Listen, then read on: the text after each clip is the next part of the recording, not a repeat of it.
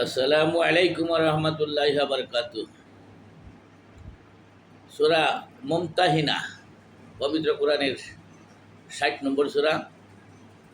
এই সূরার 1 নম্বর আয়াতে আল্লাহ বললেন, হে রাসূল,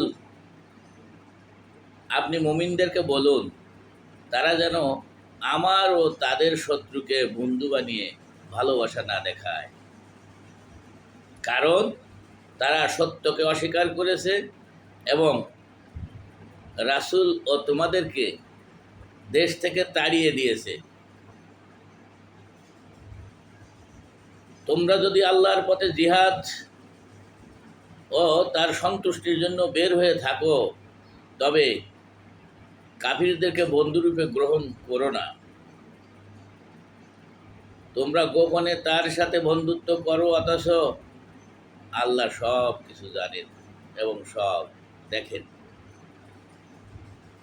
তোমাদের মধ্যে যারা এই কাজ করবে তারা কি, তারা সরল পথ থেকে বের হয়ে যাবে, সরল পথ থেকে বিচ্যুত হবে। 2 নম্বর আয়াতে বললেন, হে রাসূল, আপনি বলুন কাফেররা যদি তোমাদের বাগে পায় তবে তারা তোমাদের দিকে কি করবে? হাত উঠাবে, তোমাদেরকে গালি দিবে। তারা চায় তোমরা কাফির হয়ে যাও, আবার তোমরা কাফির হও। 3 নম্বর আয়াতে বললেন, কিয়ামত দিবসে তোমাদের আত্মীয়, সন্তান, সন্ততি তোমাদের কোনো উপকার করতে পারবে না।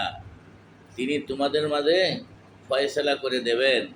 তোমরা যা করো আল্লাহ তা দেখেন ও শোনেন। সুতরাং বুঝতেই পারছেন, কাফেরদের সাথে মেইন কথা হলো, কাফেরদের সাথে বন্ধুত্ব করা যাবে না, তাদের বিশ্বাস করা যায় না। আল্লাহই বলে দিয়েছেন, তারা আল্লাহর শত্রু, তারা মোমেনের শত্রু, তারা মুসলমানের শত্রু, তাদের সাথে বন্ধুত্ব চলে না। এটা আমার কথা না, কোরআনের কথা, আল্লাহ বলেছেন। সুতরাং বুঝতেই পারছেন। যদি বুঝে থাকেন ভিডিওটি শেয়ার করুন, অন্যরাই জানুন। আসসালামু আলাইকুম রহমতুল্লাহ ওয়া বারাকাতুহু।